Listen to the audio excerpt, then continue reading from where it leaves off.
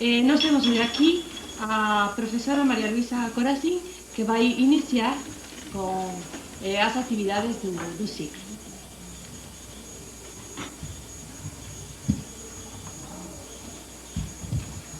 Bem, eu queria brevemente apresentar a professora Maria Luisa Corazin. Ela é professora do Departamento de História da USP e tem um mestrado e doutorado na área de História Antiga. O seu doutorado é sobre a História Augusta, que é um documento do século IV.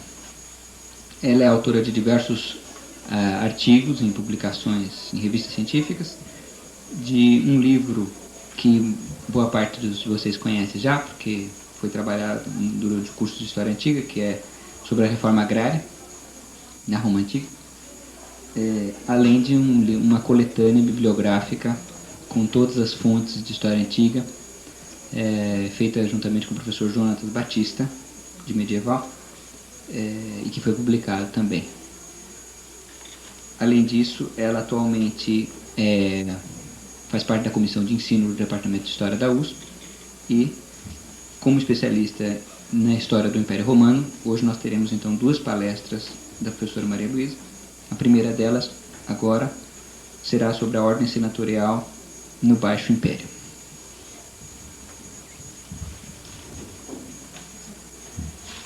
Bem, inicialmente eu gostaria de agradecer ao professor Pedro Paulo e ao professor Eduardo, que fizeram os contatos. Eu me sinto muito honrada deste convite para participar deste encontro de estudos de História Antiga e Medieval.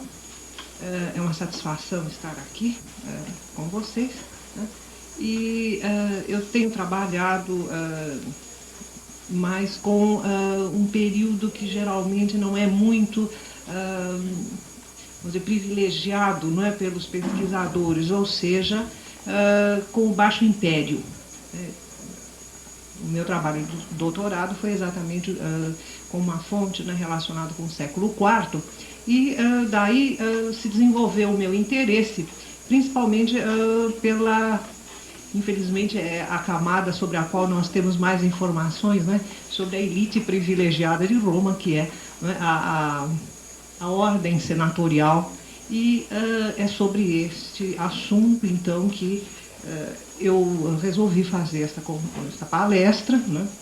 E, enfim, só que para falar da ordem senatorial no Baixo Império, eu vou ser obrigada a fazer algumas considerações sobre a sociedade romana no período anterior. Caso contrário, fica um pouco difícil mostrar, né, as transformações no século III e IV, transformações sofridas pela ordem senatorial, e se não fizermos algumas considerações a respeito, vamos dizer, desta ordem no período anterior. Bem, Roma, né, era uma polis, uma cidade antiga, né, que, como outras cidades da antiguidade, não tinha a menor veleidade em ser uma cidade igualitária. Pelo contrário, né, foi sempre uma cidade extremamente aristocrática, e a sociedade romana se caracterizava justamente pela desigualdade. Não só uma desigualdade de fato, mas uma desigualdade de direito, né, solidamente reconhecida nos costumes e mesmo na legislação. A desigualdade era em todos os sentidos, começando pela desigualdade entre os sexos, né, que a política era uma atividade basicamente privilégio, o exercício pleno da cidadania era um privilégio masculino, né? Uma cidade de desigualdade profunda econômica, né? As fontes falam os ricos e os pobres tranquilamente, não há nenhuma preocupação em disfarçar a desigualdade profunda. Desigualdade social, o homem nascido livre, né, que eles chamavam os ingênuos. Então, o homem livre, ele tinha maiores privilégios do que um liberto, e obviamente estava em outra linha, né, em relação ao escravo. Mas, apesar dessa profunda desigualdade social, econômica, política, essa sociedade antiga, ela apresentava uma coesão invejável, né? Impressionante como numa sociedade tão trabalhada por profundas diferenças sociais, era possível executar, por exemplo, todo um trabalho que envolvia a comunidade toda, ou seja, a expansão imperialista. O Finlay, né, num livro que inclusive foi traduzido, ele analisa bem esse aspecto, né? Como é que a sociedade encarava essa desigualdade, assimilava, e a própria desigualdade parece que dava uma certa coesão. Eu explico isto, né? É uma aparente contradição, mas na realidade havia uma espécie de justiça, né, na distribuição dos encargos e dos privilégios. Então nós precisamos remontar ao período republicano e fazer referência a uma operação que era realizada a cada 5 anos, ou seja, o censo, né? O censo aqui no sentido do recenseamento, né? A cada lustrum o censor, né, organizava essa operação que visava não só um simples levantamento de dados, um simples recenseamento, mas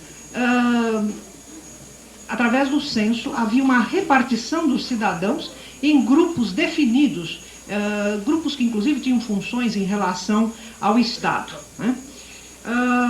Partindo então do seguinte, da classificação dos cidadãos, e aqui eu estou falando, entendendo como cidadão, quer dizer, os homens, quer dizer, os indivíduos de sexo masculino, adultos, né? Eles eram então divididos pelo censo em classes.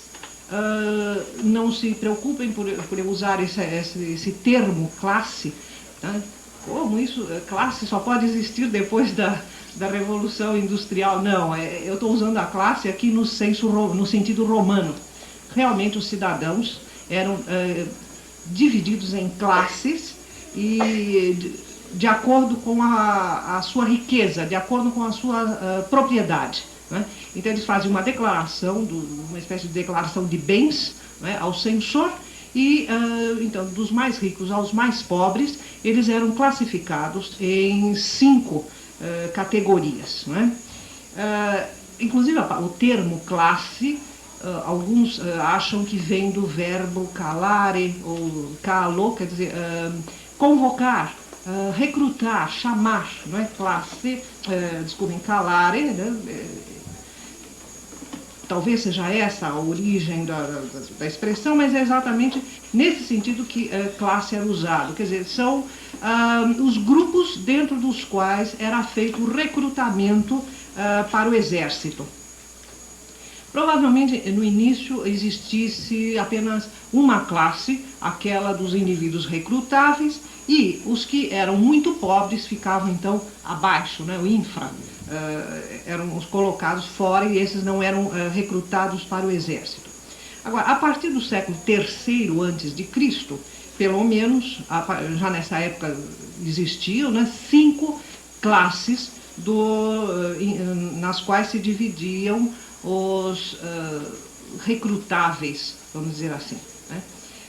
Todos aqueles que tivessem uma fortuna mínima, né, vamos dizer, de 12 mil asses. Depois esse censo mínimo teve que ser abaixado com o empobrecimento geral do pequeno proprietário romano, mas enfim, todos aqueles que tinham uma enfim, uma condição econômica mínima eram passíveis de recrutamento e, portanto, incluídos nessas classes, né? A finalidade dessa divisão em classes pelo censor era especificamente militar, né?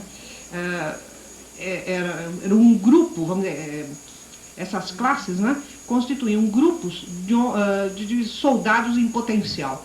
No caso de haver necessidade de um recrutamento, os soldados eram procurados, eram recrutados dentro dessas classes. Isso não significava que todos fossem recrutados, mas sim aquelas classes deviam fornecer os contingentes necessários para o exército e contribuir também com o pagamento do tributum, quer dizer, do imposto, né, para o esforço de guerra, enfim, para